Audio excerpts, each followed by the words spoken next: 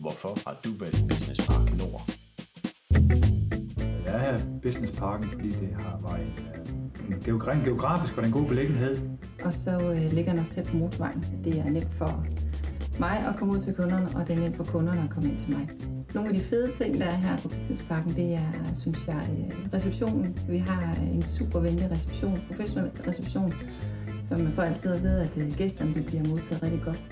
Som beboere her, der får vi også god service. Der er nogle fælles lærerfaciliteter, der er noget borgeriservice, der er kantine. Og være sådan et sted som her, hvor der er næsten 60 virksomheder, det gør også, at der er mulighed for netværk. Vi har faktisk også et netværk, som vi kører ud, hvor vi mødes en gang om måneden. Ja, det jeg får ud af at være her, det er jo blandt andet det fællesskab, at jeg møder nogle andre, som er i samme situation, andre iværksættere, hvor vi kan dele og udveksle erfaringer. Så man ikke oplever, at man sidder alene, men faktisk er en del af et større fællesskab. Så det føles egentlig som at være en stor virksomhed at være.